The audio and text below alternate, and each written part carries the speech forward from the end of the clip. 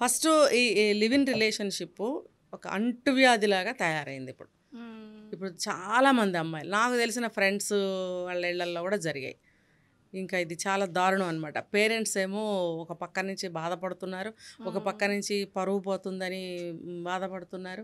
ఇవేవి వాళ్ళకి అవసరం ఉండట్లా. ఎక్కువగా ఆడపిల్లలు తల్లులే ఎక్కువ బాధపడుతున్నారు నాకు తెలిసినంత వరకు. హ్మ్. ఇంకా ఈ యొక్క హోటల్స్ గానీ, పీజీలు అంటారు కదా! హ్మ్. పీజీస్ గానీ, హాస్టల్స్ గానీ ఇవన్నీ కూడా ప్రొవైడ్ చేస్తున్నారు. ఓకే. ఇప్పుడు 2 బెడ్‌రూమ్ ఫ్లాట్, 3 హ్మ్. బెడ్‌రూమ్ ఫ్లాట్ అని చెప్పి ఎలా అయితే రాస్తారో, హ్మ్. ఇక్కడ కో లివింగ్ రిలేషన్‌షిప్ అవైలబుల్ అని చెప్పి రాస్తున్నారు. ఓకే. రాస్తున్నప్పుడు అది ఎంత పబ్లిసిటీ అయిపోయిందో చూడండి. అది ఎంత సర్వసాధారణం చేసేస్తున్నారో చూడండి. ఇప్పుడు హ్మ్. అవి రన్ చేసేవాళ్ళు ఏమన్నా చిన్న పిల్లలేం కాదు. హ్మ్. పెద్దవాళ్ళే ఉంటారు.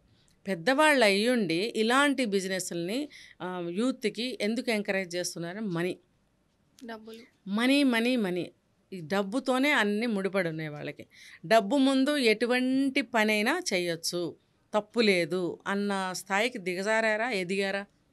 మరి వాళ్ళకి తెలుసుకోవాలి. ఇప్పుడు వీళ్ళు ఆ బోర్డులు చక్కగా డైరెక్ట్‌గా పెడుతున్నారు. తర్వాత వీళ్ళు వెళ్తున్నారు చక్కగా మనం ఎక్కడైనా టూర్‌కెళ్తే రూమ్ బుక్ చేసుకుంటాం గదా! అట్లా హ్మ్. వాళ్ళు బుక్ చేసుకుంటున్నారు. 6 మంత్సా? 3 మంత్సా? 1 ఇయరా? వాళ్ళ ఇష్టమట. అలా హ్మ్. బుక్ చేసుకొని అందులో కలిసుంటున్నారు. కలిసున్నప్పుడు చూడండి ఏ ఇద్దరి మనస్తత్వాలు ఒక్కలాగా ఉండనే ఉండవు.